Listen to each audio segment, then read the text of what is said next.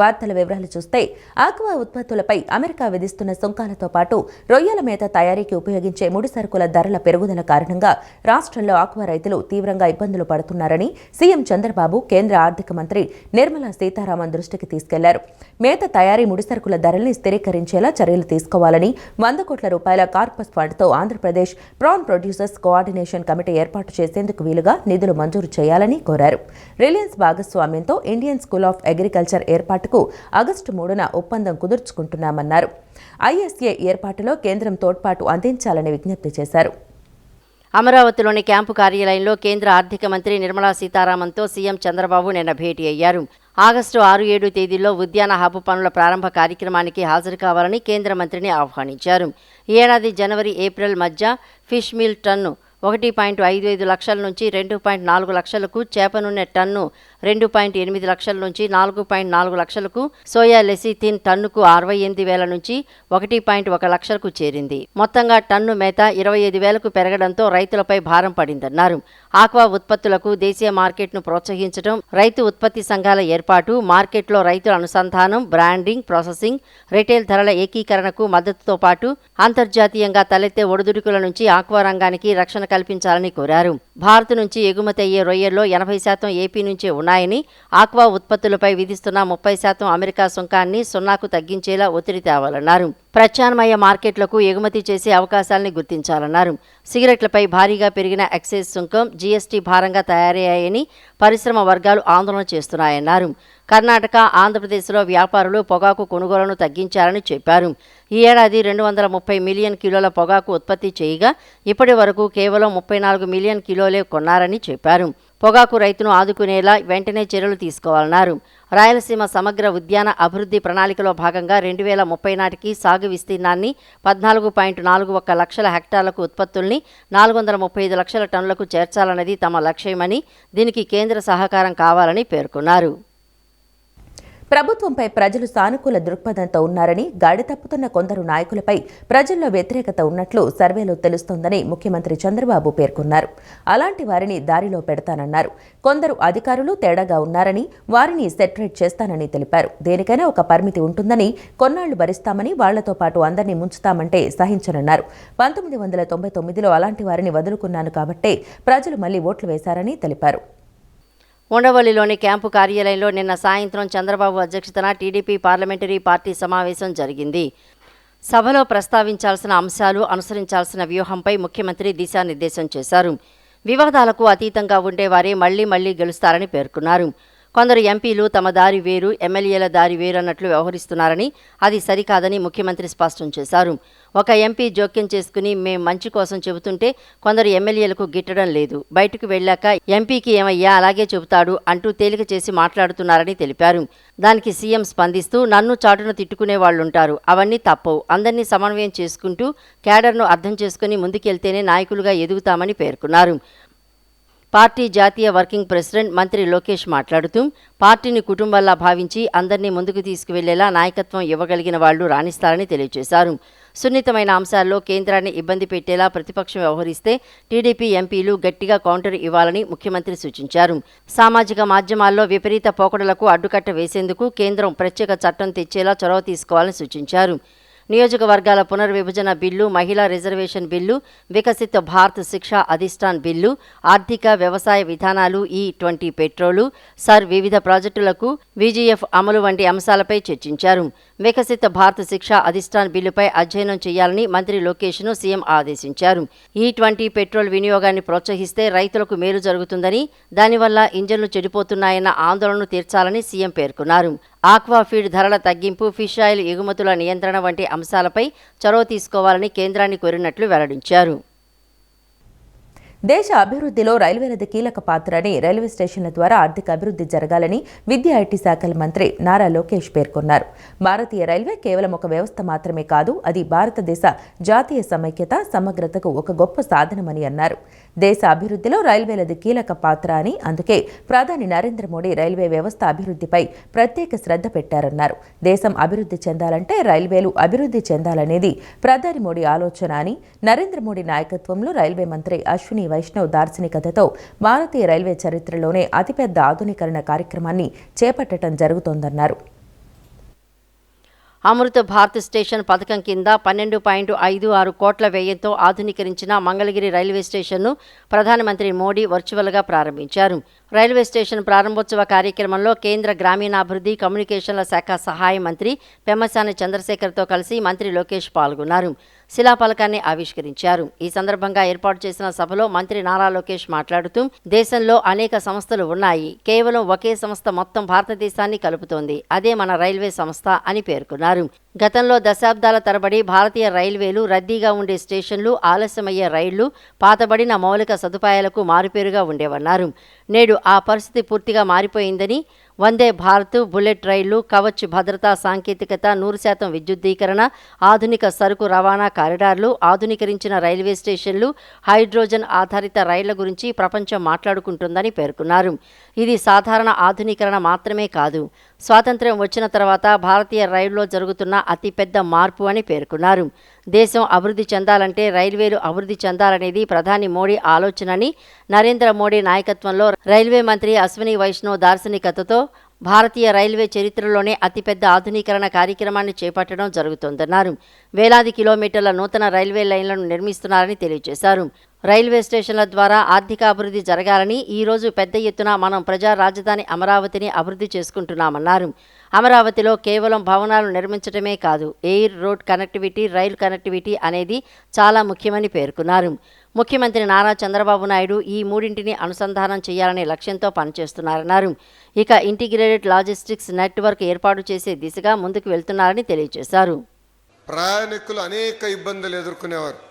అలాంటిది గౌరవ ప్రధానమంత్రి నరేంద్ర మోడీ గారు ముందు చూపుతో ఈరోజు మనం ఒక్కసారి చూస్తే ఎప్పుడు లేని విధంగా వందే భారత్ కానివ్వండి, బుల్లెట్ ట్రైన్లు కానివ్వండి, కవచ్ సేఫ్టీ టెక్నాలజీ కానివ్వండి, 100% ఎలక్ట్రిఫికేషన్ కానివ్వండి, ఏకంగా మోడర్న్ ఫ్రేట్ కారిడార్స్ కూడా ఈరోజు మనం అభివృద్ధి చేసుకుంటాం జరిగింది.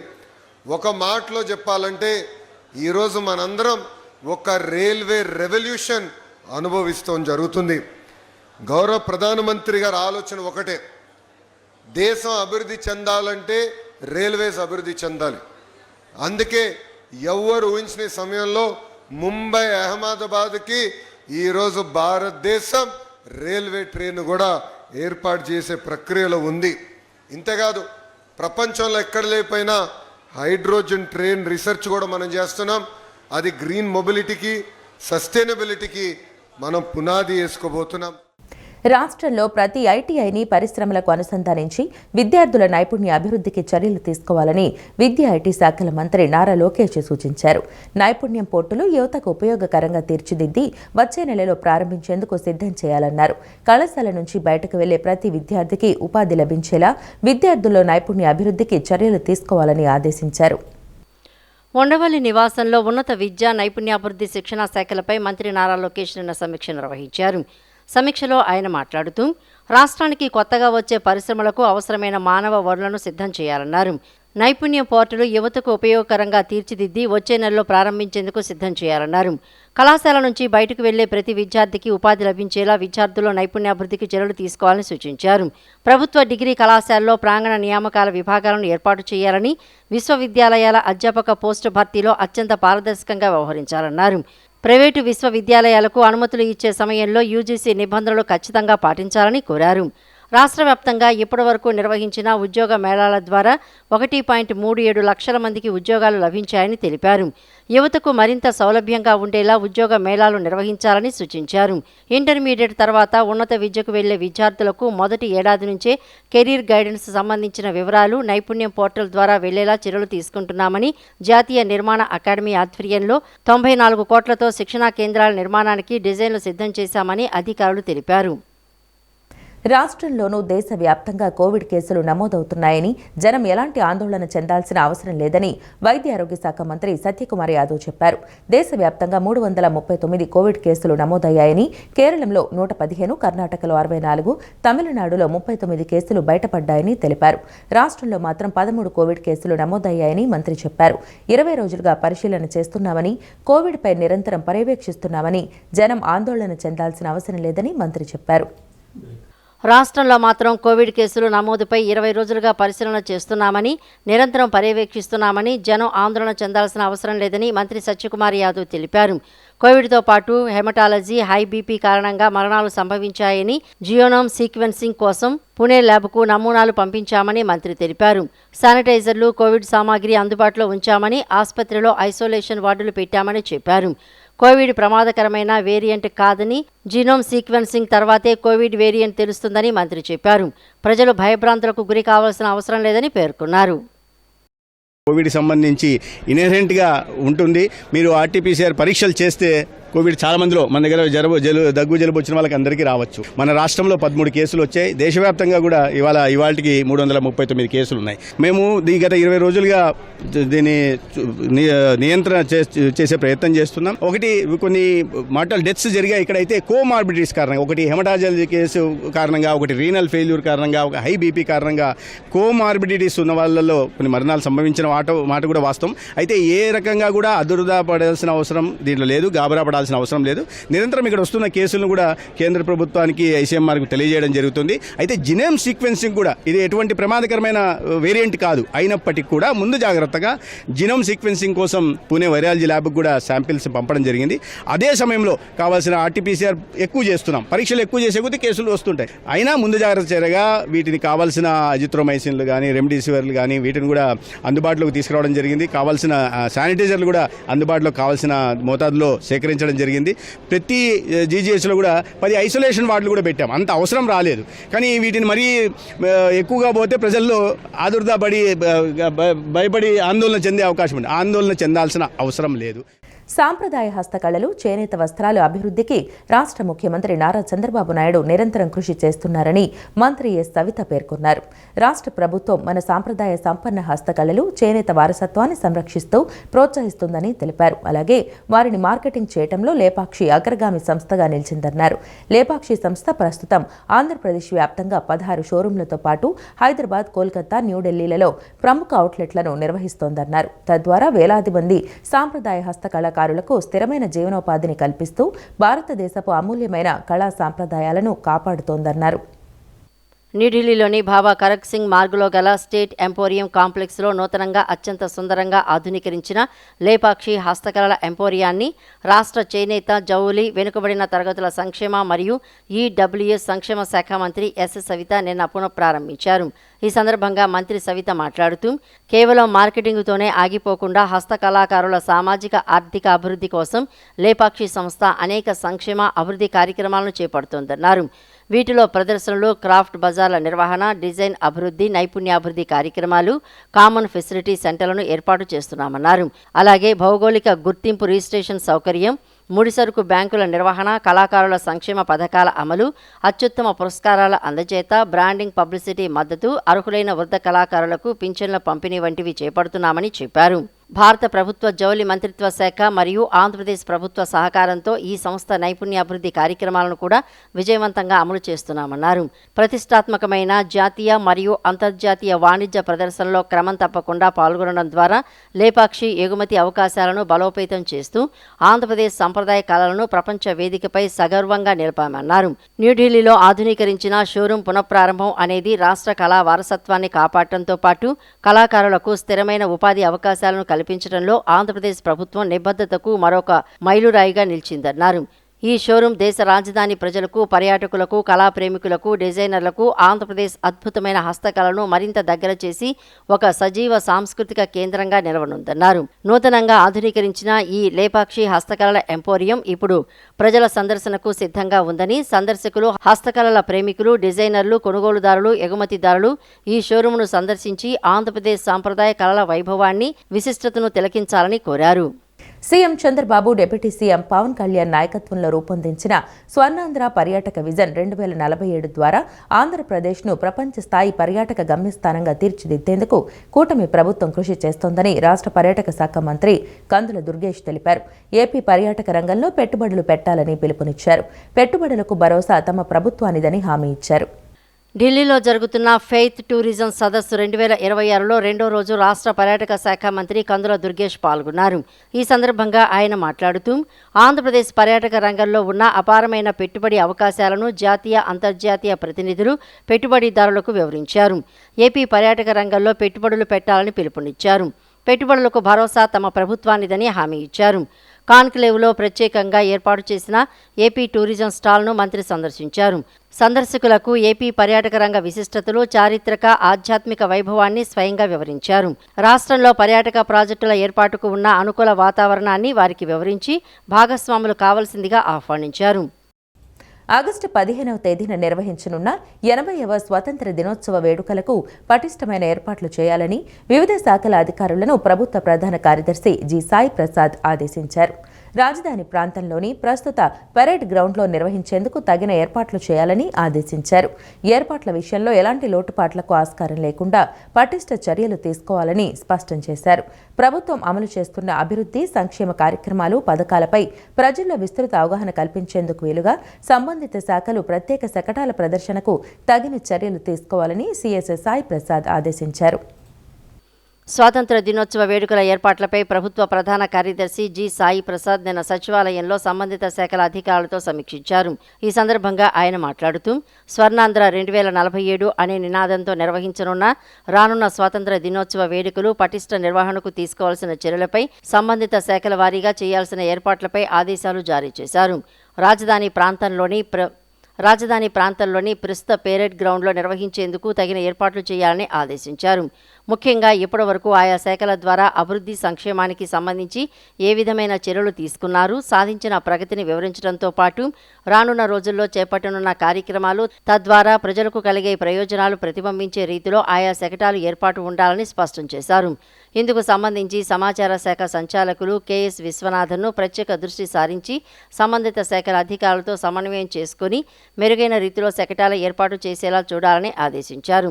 స్వాతంత్ర దినోత్సవ వేడుకలకు అందరూ అఖిల భారత సర్వీసుల అధికారులు సహా అన్ని శాఖల అధికారులు, ఉద్యోగులు తప్పనిసరిగా హాజరు కావాలని, ఈ విషయంలో ఎంతమాత్రం నిర్లక్ష్యం చేయవద్దని ప్రభుత్వ ప్రధాన కార్యదర్శి జి సాయి ప్రసాద్ స్పష్టం చేశారు. వేడుకల ప్రాంగణంలో తగిన ఏర్పాట్లు చేయాలని సిఆర్డీఏ గుంటూరు జిల్లా కలెక్టర్ సహా పలువురు అధికారులను ఆదేశించారు. ప్రభుత్వ అభివృద్ధి, సంక్షేమ పథకాలపై ముఖ్య అతిథి వారి సందేశం తయారు చేయటం, మెరుగైన పబ్లిక్ అడ్రస్ సిస్టమ్ ఏర్పాటు, కామెంటర్లను సిద్ధం చేయటం, హోర్డింగ్లు ఏర్పాటు వంటి అంశాల్లో సమాచార శాఖ డైరెక్టర్ తగిన చర్యలు తీసుకోవాలని చెప్పారు. రాష్ట్రంలో కోవిడ్ కేసులు వెలుగు చూస్తున్న నేపథ్యంలో ప్రజలు ఎలాంటి ఆందోళన చెందాల్సిన అవసరం లేదని, అయితే ప్రతి ఒక్కరూ అప్రమత్తంగా ఉండి అవసరమైన ముందు జాగ్రత్తలు పాటించాలని జిల్లా కలెక్టర్ డాక్టర్ జి లక్ష్మీషా సూచించారు. రాష్ట్ర వైద్య ఆరోగ్య శాఖ నిరంతరం పరిస్థితిని పర్యవేక్షిస్తోందని, ఎవరూ భయపడాల్సిన పని లేదని, ముందు జాగ్రత్తగా విజయవాడ జీజీహెచ్లో 15 పడకలతో ప్రత్యేక కోవిడ్ వార్డు ఏర్పాటు చేస్తున్నట్లు తెలిపారు. వైద్యులు, సిబ్బందితో పాటు అవసరమైన మందులు, ఉపకరణాలు అన్నింటినీ సిద్ధంగా ఉంచినట్లు పేర్కొన్నారు. రాష్ట్ర వైద్య ఆరోగ్య శాఖ నిరంతర పరిస్థితిని పర్యవేక్షిస్తోందని, ఎవరూ భయపడాల్సిన పనిలేదని, ముందు జాగ్రత్తగా విజయవాడ జీజీహెచ్లో 15 పడకలతో ప్రత్యేక కోవిడ్ వార్డు ఏర్పాటు చేసినట్లు జిల్లా కలెక్టర్ డాక్టర్ జి లక్ష్మీశా తెలిపారు. వైద్యులు, సిబ్బందితో పాటు అవసరమైన మందులు, ఉపకరణాలు అన్నింటినీ సిద్ధంగా ఉంచినట్లు పేర్కొన్నారు. ఇప్పటికే దాదాపు 45 మందికి పరీక్షలు చేసినా ఎవరికీ పాజిటివ్ రాలేదన్నారు. అయినా ముందస్తు చర్యల్లో భాగంగా అధికార యంత్రాంగం అప్రమత్తంగా ఉన్నట్లు తెలిపారు. జ్వరం, దగ్గు, గొంతు నొప్పి, శ్వాస సంబంధిత ఇబ్బందులు వంటి లక్షణాలు కనిపిస్తే నిర్లక్ష్యం చేయకుండా సమీప ప్రభుత్వ ఆసుపత్రికి వెళ్లి వైద్యుల సలహా తీసుకోవాలని సూచించారు. వృద్ధులు, గర్భిణీలు, దీర్ఘకాలిక వ్యాధులతో బాధపడుతున్న వారు మరింత జాగ్రత్తగా ఉండాలని చెప్పారు. చేతులు శుభ్రంగా కడుక్కోవడం, వ్యక్తిగత పరిశుభ్రత పాటించడం, అవసరమైన చోట మాస్క్ ధరించడం వంటి జాగ్రత్తలను పాటించాలని సూచించారు. వదంతులను నమ్మకుండా అధికార సమాచారం మాత్రమే విశ్వసించాలని కలెక్టర్ లక్ష్మీశా పేర్కొన్నారు. ప్రపంచంలోనే తొలి ఉచిత ఆర్టిఫిషియల్ ఇంటెలిజెన్స్ మెషిన్ లెర్నింగ్ శిక్షణ కేంద్రాన్ని గన్నవరం నియోజకవర్గంలో ఏర్పాటు చేయడం యువత భవిష్యత్తును మార్చే చారిత్రక అడుగని ఏపీ ప్రభుత్వ విప్ గన్నవరం ఎమ్మెల్యే యార్లగడ్డ వెంకట్రావు అన్నారు. P4 కార్యక్రమం కింద ఒక్కో కుటుంబాన్ని దత్తత తీసుకోవటం కంటే వేలాది కుటుంబాలకు ఉపాధి అవకాశాలు కల్పించే విధంగా ఈ కేంద్రాన్ని ఏర్పాటు చేశామని చెప్పారు. ఉపాధి కల్పించటమే నిజమైన సంక్షేమమనే ఉద్దేశంతో ఈ ప్రాజెక్టును ముందుకు తీసుకెళ్లామని తెలిపారు. గ్రామీణ యువతలో కమ్యూనికేషన్ నైపుణ్యాలను పెంపొందించేందుకు కమ్యూనికేషన్ స్కిల్స్ శిక్షణ కూడా ఏర్పాటు చేసినట్లు వెల్లడించారు. ప్రస్తుతం ప్రపంచవ్యాప్తంగా ఏఐఎంఎల్ రంగానికి విపరీతమైన డిమాండ్ ఉందని 90 రోజుల శిక్షణ పూర్తి చేసి కష్టపడి నేర్చుకుంటే ఇన్ఫోసిస్, టీసీఎస్, విప్రో, హెచ్సిఎల్ వంటి సంస్థల్లో అవకాశాలు లభిస్తాయని చెప్పారు. P4 కార్యక్రమంలో భాగంగా హెచ్సిఎల్ ఫౌండేషన్ ఆధ్వర్యంలో electronic sector skills council of India సహకారంతో కేసరపల్లి స్వర్ణ గ్రామంలో యువ కేంద్ర స్కిల్ డెవలప్మెంట్ సెంటర్ను నిన్న ఏపీ ప్రభుత్వ విప్ గన్నవరం ఎమ్మెల్యే యార్లకట్టి వెంకట్రావు ప్రారంభించారు. జ్యోతి ప్రజ్వలన చేసి శిక్షణా కేంద్రాన్ని ప్రారంభించిన అనంతరం తరగతి గదులు, ల్యాబ్లు పరిశీలించి శిక్షణా విధానం, కోర్సుల వివరాలు నిర్వాహకులను అడిగి తెలుసుకున్నారు. ఈ సందర్భంగా ఎమ్మెల్యే మాట్లాడుతూ స్వర్ణ గ్రామం భవనాన్ని అభివృద్ధి చేసి హెచ్సిఎల్ ఫౌండేషన్కు అప్పగించామని తెలిపారు. సుమారు ₹1 కోటి వ్యయంతో కేంద్రాన్ని అభివృద్ధి చేయడంతో పాటు ప్రతి ఏడాది 80 లక్షలు నిర్వహణ కోసం హెచ్సిఎల్ ఫౌండేషన్ ఖర్చు చేయనుందని చెప్పారు. ఇప్పటికే 619 మంది యువత దరఖాస్తు చేసుకున్నారని, మరింత మందికి అవకాశం కల్పిస్తామని పేర్కొన్నారు. హెచ్సిఎల్ వ్యవస్థాపకుడు శివరాజ్ నాడార్ సేవలను ఎమ్మెల్యే ప్రత్యేకంగా కొనియాడారు. ప్రపంచవ్యాప్తంగా 2.26 లక్షల మంది ఉద్యోగులు ఉన్న హెచ్సిఎల్ సంస్థకు గన్నవరంలో 28 ఎకరాలు కేటాయించగా ఇప్పటికే 5,500 మందికి ఉద్యోగాలు కల్పించిందన్నారు. హెచ్సిఎల్ ప్రపంచ కేంద్రాల్లో గన్నవరం ప్రస్తుతం 3వ అతిపెద్ద కేంద్రంగా ఎదిగిందని తెలియజేశారు. మొదట బీటెక్, బీఎస్సీ, బీకామ్ కంప్యూటర్ విద్యార్థులకు మాత్రమే ఏఐఎంఎల్ శిక్షణ ఇవ్వాలని భావించినా అనంతరం ఈసీఈ విద్యార్థులకు సెమీ కండక్టర్స్, చిప్ డిజైనింగ్ కోర్సులు, మహిళలకు వృత్తి నైపుణ్య శిక్షణ కూడా అందుబాటులోకి తీసుకువస్తున్నామని చెప్పారు. ప్రపంచంలోనే తొలిసారి ఉచిత ఏఐఎంఎల్ శిక్షణ అందిస్తున్న కేంద్రం ఇదేనని ఎమ్మెల్యే స్పష్టం చేశారు. సాధారణంగా ఈ కోర్సులకు బయట ₹50,000 నుంచి ₹1,00,000 వరకు ఫీజులు వసూలు చేస్తారని, కానీ గన్నవరం యువత కోసం పూర్తిగా ఉచితంగా అందిస్తున్నామని తెలిపారు. 1 సంవత్సరం అనుభవం వచ్చిన తర్వాత భారీ వేతనాలతో ఉద్యోగాలు పొందే అవకాశాలు ఉన్నాయని, భవిష్యత్తులో 50 లక్షల నుంచి ₹1 కోటి వరకు వార్షిక వేతనం పొందినా ఆశ్చర్యపోవాల్సిన అవసరం లేదని అన్నారు. తాను ఐటీ రంగంలో 3 దశాబ్దాల అనుభవంతోనే ఈ మాట చెబుతున్నానని, ఏఐఎంఎల్ భవిష్యత్తును మార్చే రంగం అని స్పష్టం చేశారు. ఈ కేంద్రం గన్నవరం యువత జీవితాలను మార్చే గేమ్ చేంజర్ అవుతుందని ఆశాభావం వ్యక్తం చేశారు. స్కిల్ సెట్స్ పెంచుకోవాలి. తరం మారుతుంది, టెక్నాలజీ మారుతుంది, రోజులు మారుతున్నాయి. కాబట్టి ఇలాంటి కొత్త సెంటర్స్ స్కిల్ డెవలప్మెంట్ వచ్చినప్పుడు ఇందాక ఎమ్మెల్యే గారు చెప్పినట్టు అనమాట, ఏఐఎంఎల్ కోర్సుల్లో శిక్షణ పొంది మరింత మంచి ఉద్యోగాలు సంపాదించుకోవడానికి కూడా అనమాట ప్రోద్బలంగా ఉంటుంది. కాబట్టి వాడుకోండి సెంటర్ని కూడా జాగ్రత్తగా. అండ్ ఇంత కష్టపడి సెంటర్ని తీసుకొచ్చిన ఎమ్మెల్యే గారికి కూడా థ్యాంక్స్ చెప్తున్నాను. మా P4 ప్రోగ్రామ్ కూడా ఇలాంటి ప్రోగ్రామ్స్ వల్లే సార్థకం అవుతుందని కూడా మేము అనుకుంటున్నాం. కాబట్టి thanking both HCl foundation for setting up the centre and also honourable MLA గారిని కూడా అనమాట వెంకట్రావు గారిని for making it a reality అనమాట ఇక్కడ యూత్ కోసం అని చెప్పేసి. ఈ కేంద్రాన్ని ప్రారంభించమని హెచ్సిఎల్ ప్రతినిధులతో 2-3 మీటింగ్లు ఏర్పాటు చేస్తే 3వ మీటింగ్ దేశెడ్ ఎస్. అండ్ ఇక్కడ ₹1 కోటి ఖర్చు పెట్టారు. ప్రతి సంవత్సరం ₹80 లక్షల ఖర్చు పెడతారు. వాళ్ళు 619 మంది ఇప్పటికే అప్లికేషన్స్ పెట్టుకున్నారు. రాబోయే కాలంలో 16 సంవత్సరాలు విద్యాభ్యాసం చేసి 15 సంవత్సరాలు, 16 సంవత్సరాలు, 17 సంవత్సరాల్లో మీరు చదువుకున్న నిరుద్యోగ యువత ఉద్యోగ ఉపాధి అవకాశాలు లేకుండా ఉన్నాయని చెప్పి బాధపడటం అనవసరం. మన గన్నవరం నియోజకవర్గానికి సంబంధించి హెచ్సిఎల్ ఫౌండర్ శివరాజ్ నాడార్ గారికి, ఆయన డాటర్కి హృదయపూర్వక ధన్యవాదాలు తెలియజేస్తాను. 2,26,6,000 మంది ఎంప్లాయీస్, ప్రపంచవ్యాప్తంగా ఎంప్లాయీస్ ఉన్న హెచ్సిఎల్ కంపెనీ 28 ఎకరాలు మనం కేటాయిస్తే 5,500 మంది ఉద్యోగ ఉపాధి అవకాశాలు కల్పించింది. అలాగే నాగపూర్ 3వ ప్లేస్లో ఉంటే, ఇది 4వ ప్లేస్లో ఉంటే ఈ మధ్య 5,500 దాటిపోయిన తర్వాత నాగపూర్ని తోసి మనం 3వ స్థానంలో హెచ్సిఎల్ ప్రపంచంలో ఉన్న అన్ని సెంటర్లో ఇది 3వ ప్లేస్లో ఉంది. వాళ్ళు ఈ కార్యక్రమం ఏర్పాటు చేయడం ఏఎంఎల్ కానీ, నేను మొట్టమొదటిసారిగా వాళ్ళని అడిగినప్పుడు బీకామ్ కంప్యూటర్స్, బీఎస్సీ కంప్యూటర్స్, లేకపోతే బీటెక్ కంప్యూటర్ సైన్స్, ఐటీ వాళ్ళకి పనికి వస్తుంది అనుకోండి. ట్రిపుల్ వాళ్ళు, ఈసీఈ వాళ్ళు ఏమైపోతారని మళ్ళీ ఆలోచన చేసి మళ్ళీ వాళ్ళతో మీటింగ్ పెడితే చిప్ డిజైనింగ్కి, అలాగే ప్రస్తుతం మార్కెట్ సెమీ కండక్టర్స్కి బాగుంది కాబట్టి ఆడకు కూడా ఉద్యోగోపాధి అవకాశాలు కల్పించాలనే లక్ష్యంతో ఈ కార్యక్రమంలో Swarnandhra P4 foundation vice chairperson Cherukuri Kutumbarao, HCL tech Vijayawada AVP and location head Sivaprasad తదితరులు పాల్గొన్నారు. ప్రాచీన హస్తకళల వారసత్వ పరిరక్షణతో పాటు కళాకారులకు స్థిరమైన జీవనోపాధే కూటమి ప్రభుత్వ లక్ష్యమని ఎమ్మెల్యే గద్దె రామ్మోహన్ రావు తెలిపారు. రాష్ట్ర ప్రభుత్వం హస్తకళాకారుల సంక్షేమం కోసం తీసుకుంటున్న చర్యలు ప్రశంసనీయమని అన్నారు. నైపుణ్యం కలిగిన హస్తకళాకారులను ఒకే వేదికపైకి తీసుకొచ్చి వారికి ఎలాంటి ఆర్థిక భారం లేకుండా ఉచితంగా స్టాళ్లు ఏర్పాటు చేయడం ప్రభుత్వ చిత్తశుద్ధికి నిదర్శనమని పేర్కొన్నారు. ఆంధ్రప్రదేశ్ హస్తకళల అభివృద్ధి సంస్థ ఆధ్వర్యంలో ఆంధ్రప్రదేశ్ హస్తకళా మహోత్సవం 2026ను విజయవాడ పటమట ఎన్టీఆర్ సర్కిల్ సమీపంలోని పంటకాలువ రోడ్లో ఉన్న మేరీ స్టెల్లా ఇండోర్ స్టేడియంలో ఏర్పాటు చేశారు. విజయవాడ తూర్పు నియోజకవర్గ ఎమ్మెల్యే గద్దె రామ్మోహన్ లాంఛనంగా ప్రారంభించారు. ఈ సందర్భంగా గద్దె రామ్మోహన్ రావు మాట్లాడుతూ ప్రదర్శనలో పాల్గొనే హస్తకళాకారులకు ప్రయాణ వ్యయాలతో పాటు టీఏడీఏ సౌకర్యాలను కూడా ప్రభుత్వమే భరిస్తూ వారిని అన్ని విధాలా ప్రోత్సహిస్తోందని తెలిపారు. ఇది హస్తకళాకారుల జీవనోపాధిని బలోపేతం చేయడంతో పాటు సంప్రదాయ కళలను పరిరక్షించేందుకు దోహదపడుతుందని అన్నారు. ముఖ్యమంత్రి నారా చంద్రబాబు నాయుడు హస్తకళల అభివృద్ధిపై ప్రత్యేక శ్రద్ధ చూపుతూ కళాకారులకు వివిధ రాయితీలు, మార్కెటింగ్ అవకాశాలు కల్పించడం అభినందనీయమని అన్నారు. గత ప్రభుత్వాల హయాంలో ఇలాంటి ఉపాధి, సాంస్కృతిక ప్రదర్శనలు పెద్దగా నిర్వహించలేదని, అయితే కూటమి ప్రభుత్వం ఏర్పడిన తర్వాత కేవలం 2 సంవత్సరాల వ్యవధిలోనే తమ చేతుల మీదుగా 5కు పైగా హస్తకళా ప్రదర్శనలు విజయవంతంగా నిర్వహించడం ఆనందంగా ఉందని గుర్తు చేశారు. ఈ ప్రదర్శనలో దేవతామూర్తుల విగ్రహాలు, సంప్రదాయ కళాఖండాలు, చేనేత చీరలు తదితర అనేక ఆకర్షణీయమైన హస్తకళా ఉత్పత్తులు అందుబాటులో ఉన్నాయని, ప్రజలందరూ వీటిని కొనుగోలు చేసి హస్తకళాకారులను ప్రోత్సహించాలని ఎమ్మెల్యే గద్దె రామ్మోహన్ రావు పిలుపునిచ్చారు. లేపాక్షి మేనేజర్ ఎం సురేష్ మాట్లాడుతూ ఆంధ్రప్రదేశ్ హస్తకళల అభివృద్ధి సంస్థ chairman doctor Pasupuleti Hariprasad, Lepakshi MD విశ్వ మనోహర్ల కృషితో ఈ కార్యక్రమాన్ని ఏర్పాటు చేశామన్నారు. రాష్ట్ర సంస్కృతిని, సంప్రదాయ కళలను సజీవంగా నిలబెడుతున్న హస్తకళాకారులను ప్రోత్సహించేందుకు నగర ప్రజలు, విద్యార్థులు, కొనుగోలుదారులు, ఎగుమతిదారులు, హస్తకళా ప్రేమికులు పెద్ద సంఖ్యలో విచ్చేసి ఈ 4 రోజుల మహోత్సవాన్ని విజయవంతం చేయాలని పిలుపునిచ్చారు. కార్యక్రమంలో లేపాక్షి మేనేజర్ అడ్మిన్ ఢిల్లీశ్వరరావు తదితరులు పాల్గొన్నారు. దేశంలో ప్రజాస్వామ్యాన్ని బలోపేతం చేయాలంటే యువ నాయకత్వం అవసరమని Congress party media panellist, national talent hunt దక్షిణ ప్రాంత కోఆర్డినేటర్ సరళ్ పటేల్ పేర్కొన్నారు. ఎటువంటి రాజకీయ నేపథ్యం లేకపోయినా కేవలం ప్రతిభ, శక్తి, సామర్థ్యాల ఆధారంగానే యువతకు పార్టీలో సముచిత స్థానం కల్పిస్తామని స్పష్టం చేశారు. రాజకీయాల పట్ల ఆసక్తి ఉన్న ప్రతిభావంతులైన యువతకు వేదిక కల్పించేందుకు నేషనల్ టాలెంట్ హంట్ కార్యక్రమానికి కాంగ్రెస్ పార్టీ శ్రీకారం చుట్టిందని తెలిపారు.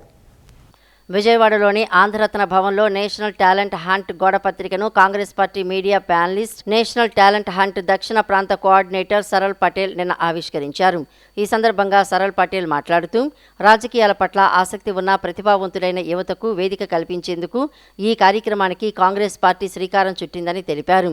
జిల్లా, రాష్ట్ర, జాతీయ స్థాయిలో మీడియా విభాగం, సోషల్ మీడియా అధికార ప్రతినిధి, పబ్లిసిటీ కోఆర్డినేటర్ల పోస్టులకు 3 అంచెల్లో అభ్యర్థులను ఎంపిక చేస్తామని తెలిపారు. ఆన్లైన్ దరఖాస్తు చేసుకోవాలని 15 ప్రశ్నల ఆధారంగా దరఖాస్తులను ఏఐసీసీ పరిశీలించి తొలి విడత అభ్యర్థులను ఎంపిక చేస్తుందని చెప్పారు. 2వ దశలో జిల్లా కేంద్రాల్లో ఏఐసీసీ స్థానిక నాయకత్వం కలిసి ఇంటర్వ్యూలు చేస్తారన్నారు. ఫైనల్ ఇంటర్వ్యూ ఆంధ్రరత్న భవన్లో జరుగుతుందని, అభ్యర్థుల నిబద్ధత, భావ వ్యక్తీకరణ, నైపుణ్యాలను పరిశీలించి తుది ఎంపిక చేస్తారని తెలిపారు. The sizable number of youth who are talented, who possess good communication skills, and those who want to do something for the country and believe in the values of the Congress party, and we want to provide the platform to them. India does not have a problem of lacking of political talent, but India, we see that has the problem of giving right opportunities to that talent, and through this platform we plan to give that right opportunity to the deserving youth, and we hope that the people who are committed to the ideology, those who believe in making Andhra Pradesh better, those who believe in taking India forward, will come to the party's platform through this initiative. చాలా మందికి రాజకీయ పార్టీలో రావాలనుకున్నప్పుడు కూడా వాళ్ళకి అవకాశాలు దొరక్క wait చేస్తూ ఉంటారు. వాళ్ళందరికీ కూడా ఇవాళ మాట్లాడటానికి పార్టీ ఐడియాలజీతో ముడిపడి ఉన్నటువంటి కాంగ్రెస్ యొక్క ఆలోచన విధానం, రాహుల్ గాంధీ గారి పోరాటం, కాంగ్రెస్ పార్టీ యొక్క విధి విధానాలతో కూడినటువంటి పార్టీకి సంబంధం లేకపోయినప్పుడు కూడా దీనిలో ఒక 15 ప్రశ్నలతో కూడినటువంటి ఒక పాంప్లెట్ని ఇస్తారు. దానిలో పూర్తి చేసిన తర్వాత ఒక 4-5 పాయింట్లు సెంట్రల్ ద్వారాగా వాళ్ళ యొక్క ఇంటర్వ్యూలు, వాళ్ళ యొక్క వీడియోలు, వాళ్ళకు ఉన్నటువంటి శక్తి సామర్థ్యాలు, వాళ్ళకున్న ఆలోచన విధానం, వాళ్ళు ఈ దేశం రాజ్యాంగాన్ని కాపాడేటటువంటి నిబద్ధత, ప్రజాస్వామ్యం పట్ల వాళ్ళకు ఉన్నటువంటి ఆలోచన విధానాన్ని దృష్టిలో పెట్టుకొని ప్రశ్నించే గొంతుగా తయారు చేయాలనేటటువంటి దానిలో భాగంగా ఈ రోజున ఈ యొక్క కార్యక్రమాన్ని సందర్భంగా చేస్తూ ఉన్నాం. కార్యక్రమంలో ఏఐసిసి ప్రతినిధి అర్జిత్ సింగ్, నాయకులు మస్తాన్ వలీ, కొలనకొండ శివాజీ తదితరులు పాల్గొన్నారు. నీట్ ఫలితాల్లో విజయవాడ గోసలైట్స్ మెడికల్ అకాడమీ విద్యార్థులు ఉత్తమ ప్రతిభ కనబర్చారని ఆ విద్యాసంస్థ చైర్మన్ నరేంద్రబాబు తెలిపారు. అన్ని కేటగిరీల్లో 100లోపు 3 ఆల్ ఇండియా ర్యాంకులు వచ్చాయని చెప్పారు. ఎస్సీ కేటగిరీలో 14, 88వ ర్యాంకులు, జనరల్ ఈడబ్ల్యూఎస్ కేటగిరీలో 44వ ర్యాంకు తమ విద్యార్థులు సొంతం చేసుకున్నారన్నారు. అలాగే 1000లోపు 7 ఆల్ ఇండియా ఓపెన్ కేటగిరీలో ర్యాంకులు సాధించారని వివరించారు. ఈ సందర్భంగా విద్యార్థులను ఆయన అభినందించారు. నీట్ 2026 ఫలితాల్లో విజయవాడ శ్రీ గోసలైట్స్ మెడికల్ అకాడమీ విద్యార్థులు అద్భుతమైన ఫలితాలతో చరిత్ర సృష్టించారని సంస్థ చైర్మన్ నరేంద్రబాబు అన్నారు. నిన్న సాయంత్రం తాడిగడప 100 అడుగుల రోడ్డులో నీట్ 2026 ర్యాంకర్లతో కలిసి సంబరాలు నిర్వహించారు. అత్యధిక మార్కులు సాధించిన విద్యార్థులకు పుష్పగుచ్చం, మెడల్, చేతి గడియారం, నగదు ప్రోత్సాహక బహుమతులను అందజేశారు. ఈ సందర్భంగా నరేంద్రబాబు మాట్లాడుతూ నీట్ రద్దయిన వెంటనే స్పందించి కేవలం ఒక్క రోజులోనే రాష్ట్రంలో అందరికంటే ముందుగా నీట్ కోచింగ్ ప్రారంభించి 40 రోజుల పాటు మొక్కవోని దీక్షతో, అంకిత భావంతో సిస్టమాటిక్ ప్రిపరేషన్ ద్వారా అద్భుత ఫలితాలను సాధించినట్లు చెప్పారు. నీట్ 2026 ఫలితాల్లో అన్ని కేటగిరీల్లో 100లోపు ఆల్ ఇండియా ర్యాంకులు, 3 ఎస్సీ కేటగిరీల్లో ఆల్ ఇండియా 14వ ర్యాంక్, జనరల్ ఈడబ్ల్యూఎస్ కేటగిరీలో ఆల్ ఇండియా 44వ ర్యాంక్, ఎస్సీ కేటగిరీలో ఆల్ ఇండియా 88వ ర్యాంక్, ఆల్ ఇండియా ఓపెన్ కేటగిరీలో 1000లోపు ర్యాంకులు 7 శ్రీ గోసలైట్స్ విద్యార్థులు సొంతం చేసుకున్నారని చెప్పారు.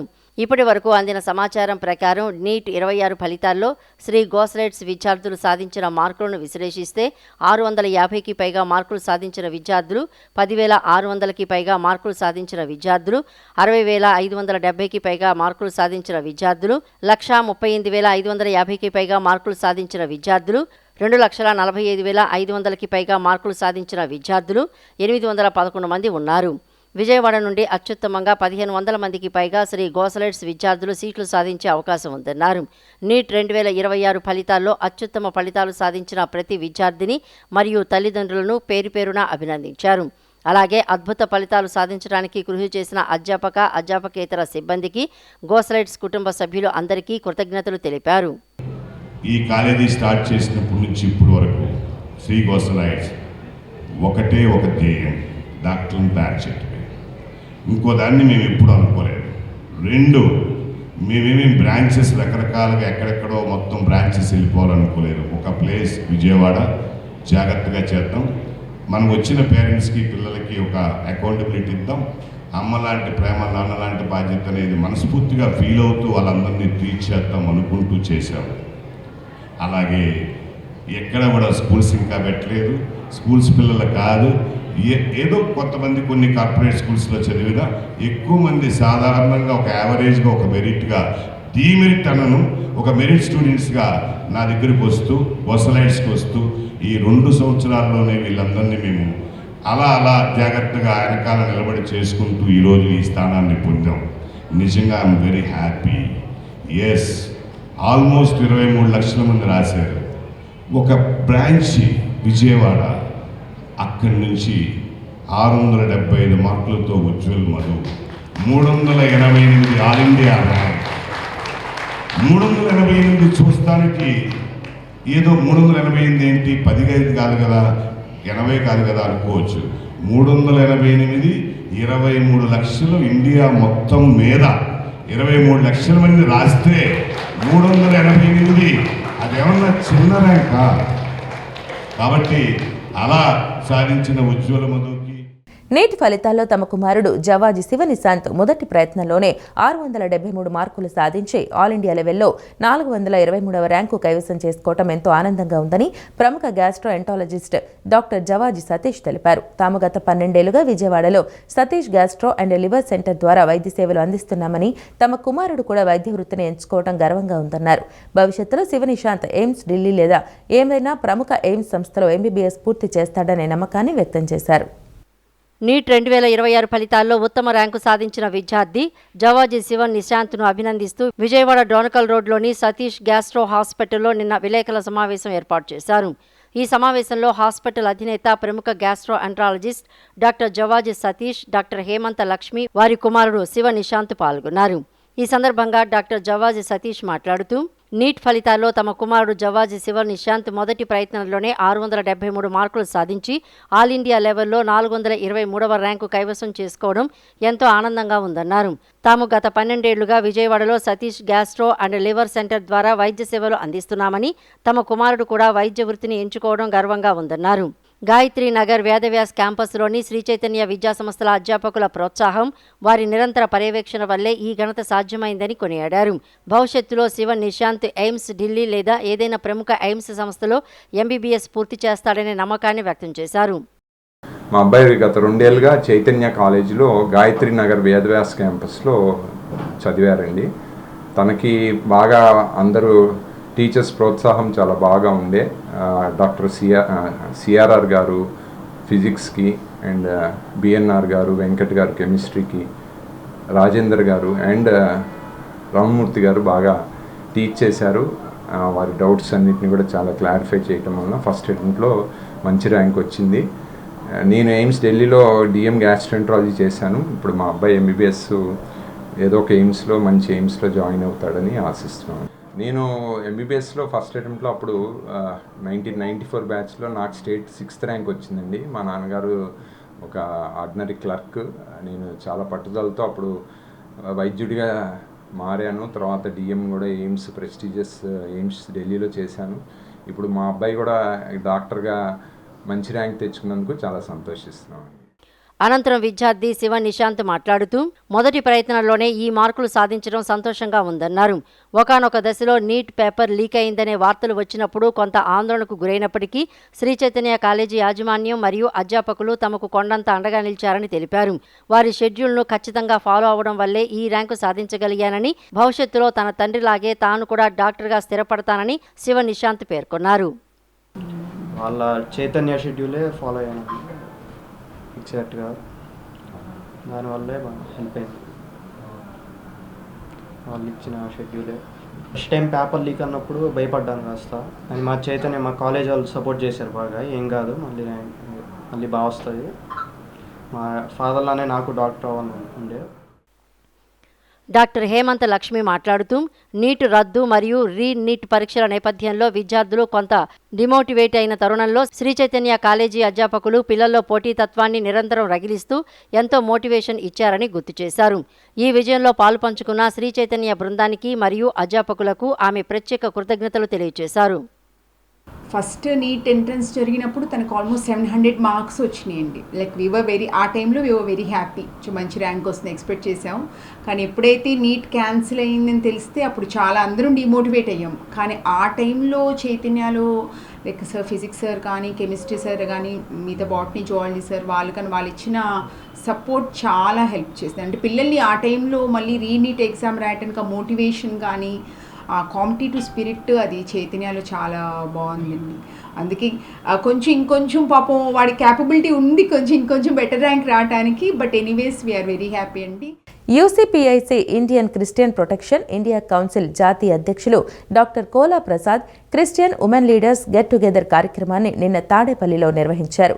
స్త్రీ శక్తి సాధికారత, స్వయం పోషక ప్రోత్సాహం అనే అంశంతో స్త్రీల నాయకత్వాన్ని ప్రోత్సహించాలని ఏర్పాటు చేసిన వేదిక నుండి స్త్రీలకు స్వయం సమృద్ధి సాధన దిశగా యూసీపీఐసీ పూర్తి సహకారం అందిస్తుందని, ఆ దిశగా ముందుకు అడుగులు వేసే నాయకత్వ ప్రతినిధులుగా స్త్రీలను తయారు చేయాలని వర్క్షాప్ నిర్వహించారు. సమాజంలో ప్రబలుతున్న హింసావాదాన్ని, దాన్ని ప్రేరేపిస్తున్న సంఘ విద్రోహ శక్తులను అణిచివేసే చర్యలను ప్రభుత్వాలు చేపట్టాలని పిలుపునిచ్చారు. ఈ కార్యక్రమంలో వైస్ చైర్మన్ దేవా, మహిళలు ప్రతినిధి కృష్ణరేఖ, లీగల్ సెల్ అధ్యక్షులు ఒగ్గుగా భాస్కర్, న్యాయవాదులు బృందం, యూసీపీఎస్సీ కమిటీ వారు పాల్గొన్నారు. లక్ష్మీబాయి కావచ్చు, మరి రమాబాయి కావచ్చు, ఎంతో మంది, మరి అలానే మరి సావిత్రిబాయి పూలే గారు కావచ్చు, ఎంతో మంది మహిళలను మేము ఆదర్శంగా తీసుకొని ఈరోజు ఒక రాష్ట్రంలో, ఒక దేశంలో ఒక గొప్ప మహిళలుగా మేము ఉండాలని మేము ఆశిస్తూ ఉన్నాము. మరి నా పేరు ఎన్ కృష్ణరేఖ. మరి మహిళా విభాగంలో మరి నేను వర్క్ చేయడానికి సిద్ధంగా ఉన్నానని తెలియజేస్తాను. అన్ని మతాలకు సంబంధించిన వారిపై వారు ఆర్థికంగా ఎదుగుబాటు కలగాలి, ఆర్థికంగా ఎదగాలి, సమాజంలో వారికి కూడా ఉన్నతమైన చోటు, సమాన హక్కులు కల్పించాలనే ఉద్దేశంతో ఒక వేదికను ఏర్పాటు చేయడం జరిగింది. ఈ వేదిక ప్రకారంగా ఎవరెవరైతే వారి యొక్క చేతి వృత్తులు అయితే ఉన్నాయో, ఎంబ్రాయిడరీ అయితే వర్క్ అయితేనేమి, టైలరింగ్ అయితేనేమి, పెయింటింగ్ సంబంధించి అయితేనేమి, ఆడవారికి సంబంధించిన వర్కులను మేము కొన్ని వారికి అప్పచెప్పి వారిని ఆర్థికంగా ఎదగనియాలి. అదేవిధంగా సమాజంలో వారికి ఒక భద్రత కల్పించాలి, సమాజంలో వారికి ప్రత్యేకమైన గుర్తింపు రావాలి. ఈ మహిళలందరికీ అన్ని విధాలుగా మానసికంగా, నైతికంగా, ఆధ్యాత్మికంగా మరి సహకరించటానికి మరి యూసీపీఐసి ద్వారా వారికి కావలసిన ఎలాంటి సహకారమైన అందించటానికి UCPIC founder president Shri doctor Kola Prasad garu సిద్ధంగా ఉన్నారు. ఈ వార్తలు ఇంతటితో సమాప్తం. నమస్కారం.